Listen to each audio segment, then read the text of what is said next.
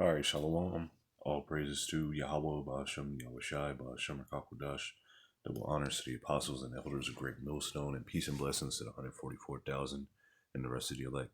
This is the brother Yakana from the GMS Houston camp. Just with a quick lesson, going into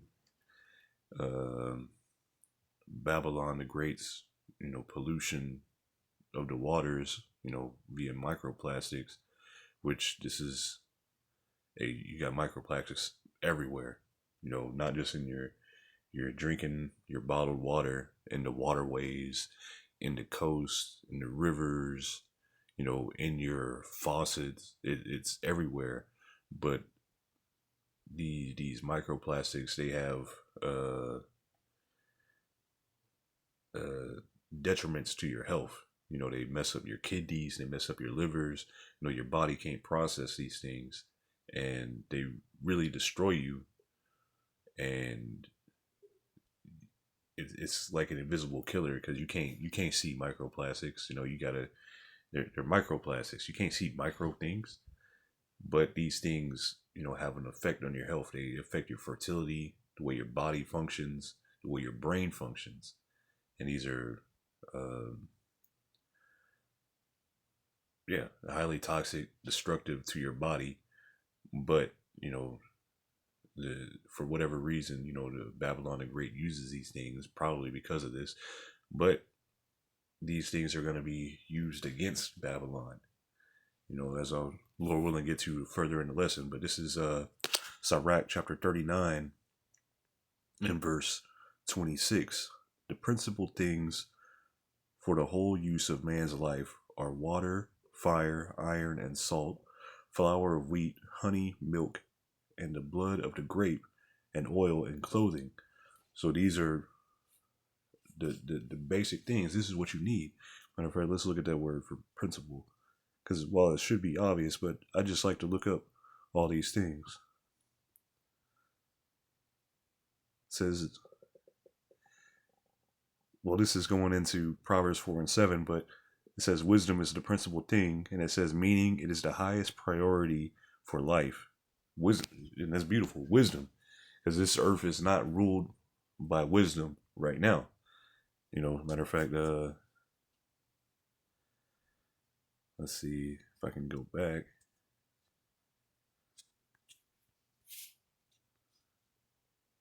I think it's knowledge of wickedness is not wisdom. Oops. Hopefully. Sirach chapter 19 and verse 22. The knowledge of wickedness is not wisdom, neither at any time the counsel of sinners prudence. So the knowledge, that these scientists and people that came up with these different microplastics and whatnot have, you can, like, say for instance, who is that? The people that made Teflon. Yeah, you can cook with it. It has heat resistance, whatever like that. But they use that knowledge that they have to further out wickedness, because they know that those products cause birth defects. Dang, what was that? What was that company called? Because they were a weapons manufacturer, I believe, something like that. Had to do with making weapons, and then they went into chemicals. It's a French company, but anyway, they made Teflon or patented Teflon, whatever, and that stuff leaches out chemicals and microplastics into you whenever you use it to cook. But saying this knowledge is used for wickedness. So let's go back to this. Wisdom is the principal thing, meaning it is the highest priority for life. So when you actually have wisdom, you're going to prioritize, creating and benefiting life.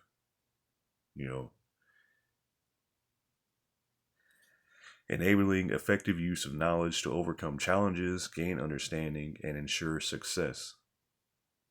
It represents the top thing or head priority, guiding decisions and fostering peace over confusion. With all that getting, okay, but get understanding. With all that getting, get understanding. And this man, he has no understanding. The heathen that he has under him have no understanding. This man being referring to Esau Edom, the so-called white man. Because why would you the earth is like for your benefit, the herbs are for your benefit, the waters are for your benefit. It says again, Sirach 39 and 24, the principal things, meaning that the priority for a whole man's life, are water, fire, iron, but the priority being water. You need water to survive. Your body is composed, mostly of water. Why would you poison the thing that you need in your life? Why would you do that? Unless you have no wisdom and no understanding. So this here was and the inspiration for this lesson was I was seeing that where I live on the coast, I live about maybe an hour away from Corpus Christi, and seeing headlines about they're about to run out of water, from what it seems like. And the next story I saw was about Seadrift, which is Seadrift, Texas, which is, kind of on the way. It's not that far from Corpus Christi. And this isn't anything new. This is, or at least what's going on, because you have, I think, 4 or 5 different plants in the area and all around Texas. So this is wherever you live around these plants, you're experiencing the same thing. There ain't nothing different. This is all the same, the same thing. This is like microplastic alley, whereas like Louisiana has cancer alley, whatever. So here at Seadrift, Texas, water contaminated. It says in Seadrift, Texas, there are currently 2 primarily water-related concerns: significant industrial pollution, which is what I'm focusing on, in surrounding waterways, and recent drinking water service issues within the city. Which the service water issues, they're not saying they're connected, but basically, the water is discolored and they have a boil notice, and they're saying it's because we didn't flush the pipes, but it's not, because the industrial plants or whatnot are contaminating the waterways and it's getting into the drinking water. Because how do you separate the two? The drinking water should come from a freshwater source, and if the freshwater waterways are being polluted, anyway. So the industrial water pollution, the Seadrift area is the focus of major legal action regarding habitual, meaning, let's go with that word habitual, because that's that they're regularly polluting the waterways. What the fuck is this?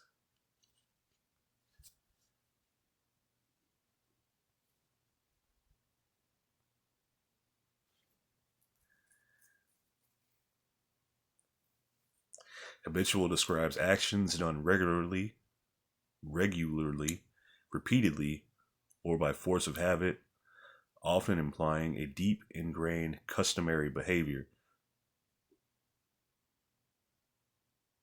Damn. So it's I'm gonna say it like it's customary for these Babylonians to pollute their waterways. It's customary. It's deeply ingrained here in Babylon the Great to be stupid. To pollute the water, to pollute the food. It it's just funny. It's just funny. Because here it is. You need this. This is the principal thing. You need this. You need this to survive. You can go longer without eating than you can without drinking water. But here it is. Let's pollute all the water, make it to where nobody can do nothing. But hey, this is all Yahweh Shem Yahweh Shai. he put these people in charge so we could cry out to him all the more. So the Seadrift area is the focus of major legal action regarding habitual water pollution from local chemical plants. So habitual, they're regularly, they're regularly polluting it. They're habitually polluting it. Their pollution of the waterways is deeply ingrained in its customary behavior. So Dow Chemical lawsuit as of February 2026, that's just last month, the state of Texas is suing Dow Chemical, they're still going to be open. Was a little fine. It says the state of Texas is suing Dow Chemical, specifically its Seadrift complex operated by Union Carbide, for hundreds of alleged water pollution violations. The state claims the facility has been in habitual non-compliance with permits. So they just not compliance and nothing, but really, like when you look at Formosa, I know there's a documentary about it. They've completely polluted, the waterways around the area, the surrounding areas, which all these plants have. But if they're making however much they're making, millions, billions, however much, the fine that they're going to give them, like, what's the fine? A couple of $100,000, maybe $1 million, if that, maybe $500,000. That's just chump change. That's just toll road money. It says contaminants. The primary pollutants reported are microplastics, nurdles, which all these things I looked up. Let me close that tab.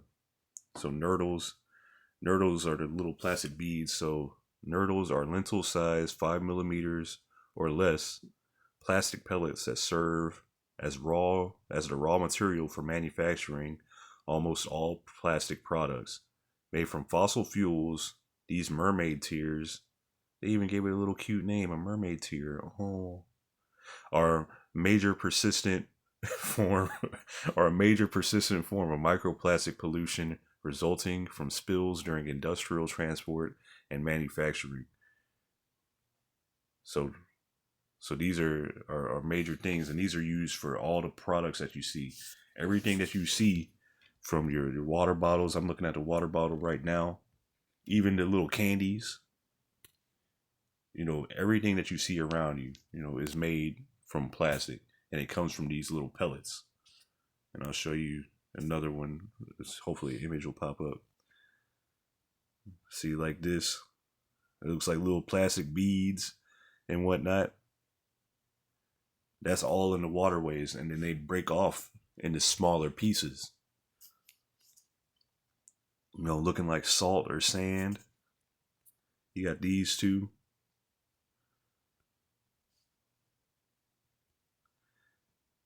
You got these where it's also mixed in with the sand, and they're showing you, how it looks. Look at that, all in the. It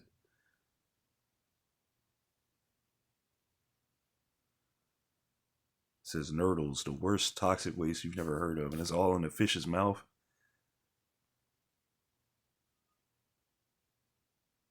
So everything is polluted, defiled, all that, all in the, like, you trying to. I want to eat some fish. And you catch a fish, it's either gonna have parasites, worms in it, or the plastic nurdles in it.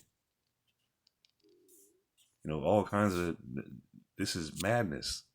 So the primary pollutants reported are microplastics, nurdles, which have been documented floating in nearby canals and San Antonio Bay. So that's all in there. Matter of fact,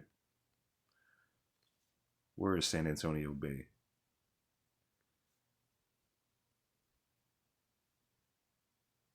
Oh, that's right there in Seadrift.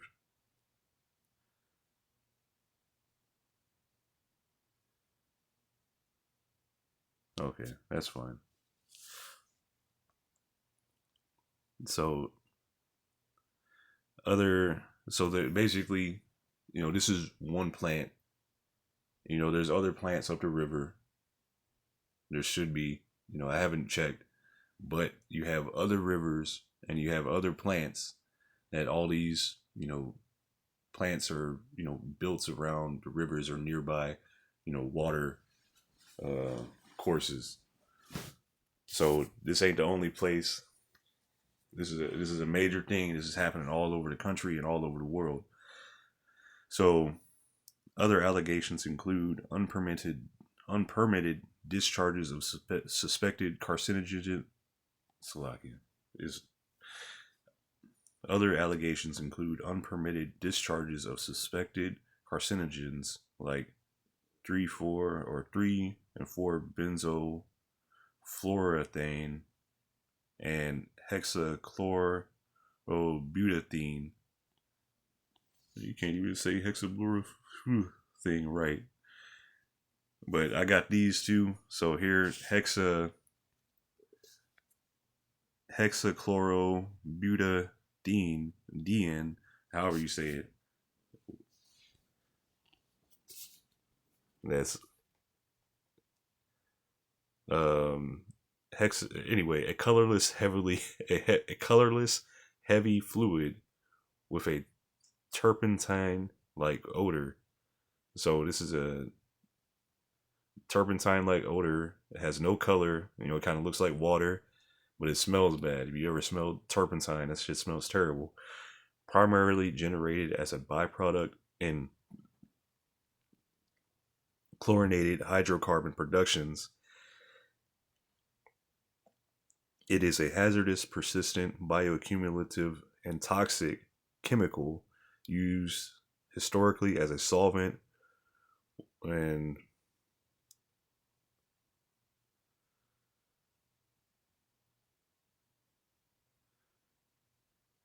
see here it says it causes severe eye and skin burns, and inhalation is harmful, but it doesn't tell you the whole thing because I got it right here too. It said the side effects. It says it's primarily known to cause severe kidney and respiratory damage. So that didn't, when it said there it will cause severe eye burning, yeah, and skin damage, but that's not all of it. It says severe kidney and respiratory damage. So damage your kidneys, how your blood, or your kidneys, separate and clean your bloodstream. And that's for your, what they help with urine too. So based on animal studies, it is classified as a possible human carcinogen. So it's possible, even though it just said it causes kidney and respiratory damage. So you're breathing, with risks including chronic renal failure, liver damage, and potential developmental effects. So they tried it on animals. So acute exposure causes severe irritation to eyes, skin, and lungs. So kidney damage primarily targets the primary target organ, with studies showing renal tubular damage, necrosis, and impaired function in animals exposed to low levels. So that's low level exposure that'll do this. But it's animals. So it's different. That's sarcasm. Um Respiratory issues, inhalation leads to nasal irritation, decreased breathing rates, and breathing difficulties. Skin and eye irritation causes pain, redness, blisters, and potential severe eye burns. Systemic toxicity. Chronic exposure can result in liver damage, reduced body weight gain, developmental reproductive. Reduced body weight has been observed in offspring, fetuses, and pups of animals exposed to HCBD. So this decreases the body weight. It makes it, man, it does a lot of stuff. Cancer risk.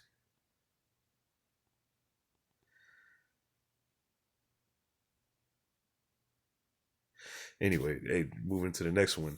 This is benzofluorethene. It's a colorless, needle-shaped polycyclic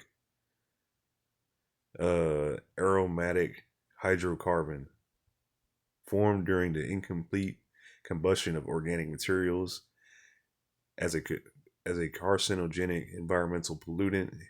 It is present in coal tar, tobacco smoke, and vehicle exhaust. So this is like putting your face up to an exhaust and just taking a big whiff. It is highly toxic to aquatic life, bioaccumulative, and classified as a suspected human carcinogen. Bioaccumulative. So it is very early.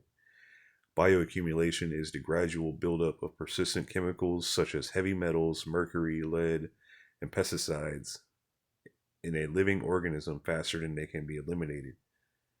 Right, so this stuff will build up in your bodies, and you really don't have a way, to get rid of it. Because your body isn't supposed to take this stuff in.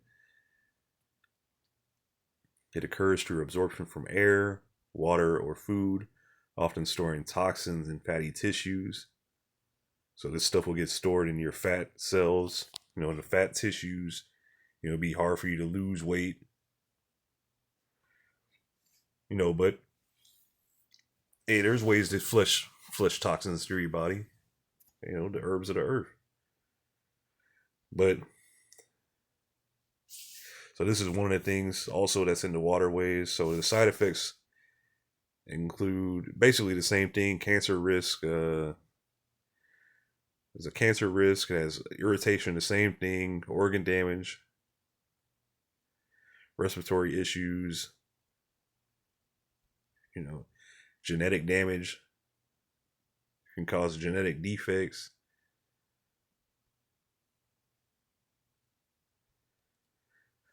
But you're exposed to this stuff.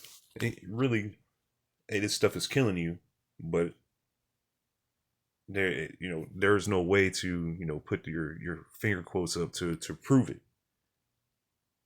Yeah, it's in the water, it's affecting you every day, but you just have a poor diet. That's it. That's it right there. You just didn't eat right. Meanwhile, you're being poisoned. Your air is poisoned. The water is poisoned. The food is poisoned. Everything is contaminated, and you have no way out. So this is Ezekiel chapter 4 and verse 13. And Yahweh, Ba'ashem Yahushai said, even thus shall the children of Israel eat their defiled bread among the Gentiles, whither I will drive them. So where we've been scattered to, we're eating defiled bread, defiled waters. And the Israelites have been scattered amongst all the nations. And what primarily we're focusing here on America, Babylon the Great, you Negroes, Latinos, Native Americans, and whatever nation you scattered amongst, if you hearing this word and it resonates with you, guess what? You're an Israelite. These waters have been polluted. The bread is polluted. Everything is defiled. So this is for defiled H2931 Tama'ah. It says foul in a religious sense, defiled, infamous, polluted, unclean, ethically. It says unclean, impure, ethically, and religiously. So this is ethically impure because it's purposely done this. Matter of fact,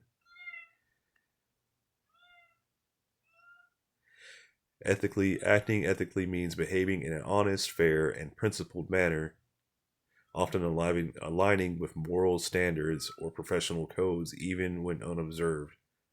And this is completely unethical. This is completely unclean what they're doing, because this is just to get money. That's all it is. Everybody's making money off of this.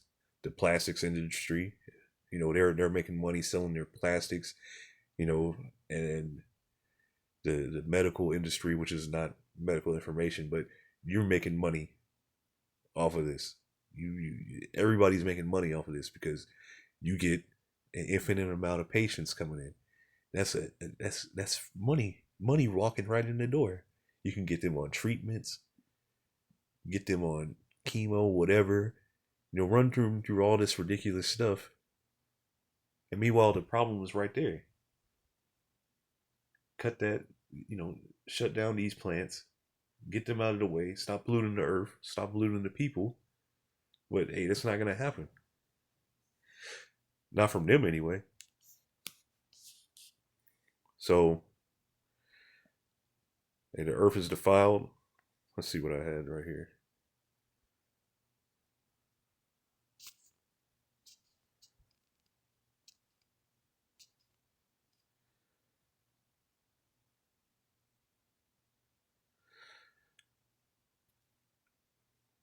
This is Second Ezra chapter 15 and verse 5. Behold, saith Yahweh Ba'ashem Yahushai, I will bring plagues upon the world, the sword, famine, death, and destruction. And these pollutants, these are a part of bringing, famines, because these things are a part of all the waterways, everything. These are found in the plants, in all this stuff. This is terrible. But Yahweh Ba'ashem Yahushai is sending the sword, famine, death, and destruction. All these things are coming on the earth in the time of Jacob's trouble. You're going to have World War III has already started. Jacob's trouble has already started. Expect these things to get worse. So much so where further down the chapter it says men are going to be invading one another's houses, for lack of bread. The farmers are going to mourn, and this place is going to be completely in turmoil and confusion. And then the ultimate end is that the sword in Isaiah 34 coming down, meaning the ICBMs coming down and destroying this place. So verse 6, for wickedness have exceedingly polluted the whole earth, and their hurtful works are fulfilled. Salakia. For wickedness have exceedingly polluted the whole earth, and their wicked. One more time. For wickedness have exceedingly polluted the whole earth, and their hurtful works are fulfilled. So all this is coming. This devil has done enough. He's polluted the whole world. He's destroyed Yahweh Ba'ashem Yahushai's people, the apple of the Lord's eye. And guess what? It's all fulfilled. So it's done. Now it's time for your destruction.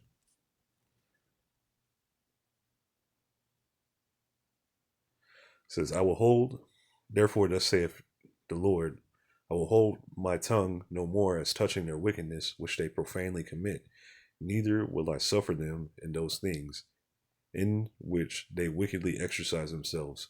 Behold the innocent and righteous blood. This is the Israelites. Blood crieth unto me, and the souls of the just complain continually. So not only here on the earth are the prophets crying out, which the whole creation is crying out and groaning, but the only ones being heard are the Israelites, the saints. So not only here on earth are we crying out, but also in the heavens. The spirits are crying out. And therefore saith Yahweh Ba'ashem Yahushai, I will surely avenge them, and receive unto me all the innocent blood from among them. So it's beautiful, okay? It also says, I will bring, jumping down verse 10, behold, my people is led as a flock to the slaughter. I will not suffer them now to dwell in the land of Egypt. So this devil has, things planned like concentration camps to completely wipe us out. He has the MOTB planned, and our people are just being led along. Most of our people, they want to be here. They can't wake up because it's not for them to wake up. But I will bring them with a mighty hand and a stretched out arm, and smite Egypt with plagues as before, and will destroy all the land thereof. So Yahweh Ba'ashem Yahushai, he's going to bring us out of this land, and he's going to do it wonderfully. You know, like how he did in Egypt. You know, he was plaguing Egypt. He destroyed their economy. He destroyed their agriculture. He destroyed everything. Their military. He completely ruined them as a kingdom, and he's going to do the same thing to Babylon the Great. And I'm going to close out here pretty soon. I had this tab, but oh, here, this was leading me. I asked, so pretty much I was asking, you see, are macroplastics and their byproducts flammable? Because I was curious, because knowing the prophecies that this place is going to be, destroyed by the ICBMs, just wondering, like, how are these things being set up? If this place is going to be destroyed coast to coast, the line of confusion stretched out, the rivers turn into burning pitch, as I'm going to read, surely the Lord has these people polluting the waterways for a reason. Like, not just, to destroy us, but, oh, Lord willing, I'll remember it. But, the I just read, because it's just amazing how Yahweh Shemi Al Shai is setting these things up. So yes, microplastics are generally flammable because they are derived from petroleum-based plastics. While their tiny size can affect combustion, they can ignite when exposed to heat sources, releasing toxic chemicals, gases, and heavy metals. Some, however, contain additives like flame retardants meant to make them less ignitable, which, hey, that ain't gonna happen.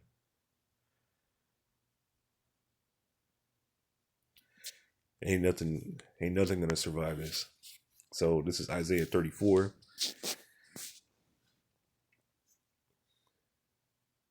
And I'm gonna start up a little bit, and then jump down. This is Isaiah 34 and verse 4. And all the hosts of heaven shall be dissolved, and the heavens shall be rolled together as a scroll, and all their hosts shall fall down, as the leaf falleth off from the vine, and as the falling fig from the fig tree. So this is describing the mushroom clouds. This is describing the ICBMs. The mushroom clouds, the explosion, the smoke plume, all that. This is describing the ICBMs, the destruction. For my sword shall be bathed in heaven. Speaking of the trajectory of the ICBMs, going into the atmosphere, going into space, and then coming back down in an arcing formation, straight down on Idumea, straight down on its target, which Idumea is the Greek way of saying Edom. For my sword shall be bathed in heaven. Behold, it shall come down upon Idumea and upon the people of my curse to judgment. So this is you Edomites. Y'all are gonna be judged. You're the people that Yahweh Shemi Al Shai has indignation towards. So jumping down to verse 8, for it is the day of Yahweh Shemi Al Shai's vengeance and the year of recompenses for the controversy of Zion. So this is payback for the Israelites, and the streams thereof shall be turned into pitch, and the dust thereof into brimstone. So as I was asking, are these flammable? But it says the streams thereof shall be turned into pitch, meaning like tar, which is extremely flammable.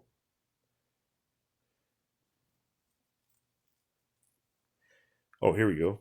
It says H2203 Zapoth, and it seems meaning to liquefy asphalt from its tendency to soften in the sun, pitch, and down here asphalt most often refers to bitumen, also known as liquid asphalt cement or simply asphalt, a viscous form of petroleum mainly used as a binder in asphalt, concrete asphalt mixture. Okay, but it says it's a form of petroleum. which these microplastics are petroleum based. They're formed from petroleum. So this is beautiful. And the streams thereof shall be turned into pitch, and the dust thereof into brimstone, and the land thereof shall become burning pitch. By ear, says to burn, consume, H1197, to be to burn, consume, kindle. Yeah. It shall not be quenched night nor day. The smoke thereof shall go up forever. From generation to generation it shall lie waste. None shall pass through it forever and ever. So this is beautiful because these, different corporations and whatnot polluting the waterways. This is just, like I said, they have no understanding, and this is them using it, like them. This is them being used to set up for Yahweh Ba'Shem Yahweh Shai's destruction of Babylon the Great. And this is also what came to mind, because in this time, as I was saying, like, is it flammable? But also in World War III, guess what? Nukes are going to be used. And this is Isaiah 95. For every battle of the warrior is with confused noise and garments rolled in blood. The old way of fighting, where you had two armies face each other, they come together for battle. Whereas now it says, but this shall be with burning and fuel of fire. Well, World War III. But, I'm sorry. I meant to read 19, Salakia. But the same thing. This is going to be through the ICBMs. But Isaiah 90:19, through the wrath of Yahweh Ba'Shem Yahweh Shai of hosts, is the land darkened, and the people shall be as the fuel of the fire. No man shall spare his brother, but the people shall be as the fuel of the fire. Because guess what? You're full of microplastics. And the microplastics are combustible. They're flammable. So you are going to be, to the fire. You're going to be fuel to the fire. So it's beautiful. The people, and guess what? If you're not on a chariot, if you don't, make it to the chariots, you're going to be left here to burn. Especially you 2/3, you Negroes, Latinos, and Native Americans who the word is going out to, which only the elect are going to receive this. But guess what? If you don't make it, you're going to be in the fire, fuel for the fire.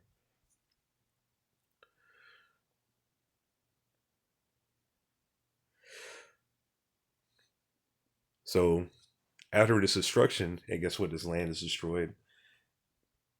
Everybody's going to be able to breed. So this is Isaiah 14 and verse 6. He who smote the people in wrath with a continual stroke, he that ruled the nations in anger, is persecuted and none hindereth. So that's what this devil, he's destroyed the earth. He's oppressed the entire earth, the people on it, the plants, the air, the water, the sea life, everything has been oppressed under this devil. The trees, it says the whole earth is at rest and is quiet. They break forth into singing. So the entire world is going to rejoice and take a deep breath. It's hard to do in these times, but when you take like a deep breath from your, what is that, below your belly, when you can like, what do you call it, where you can make your diaphragm react, where you can actually take a deep breath and fill your lungs real deep with air, and then take that releasing breath. You can take a man. This is the day we waiting for. We can finally, all of creation is going to be at rest and break forth into singing, and no longer have to be subject to this devil. And guess what? Israelites are going to put this back in order, starting with the 144,000 under Yahushai. We're going to put these heathen in subjection, and they're going to clean up the earth. They're going to clean up the mess that they made. But, hey, Lord willing, this is edifying. I'm going to give all praises to Yahweh, Ba'ashem, Yahushai, Ba'ashem, Rakakwadash. Double honors to the apostles and elders of Great Millstone, and peace and blessings to the 144,000 and the rest of the elect. Hey, Shalom.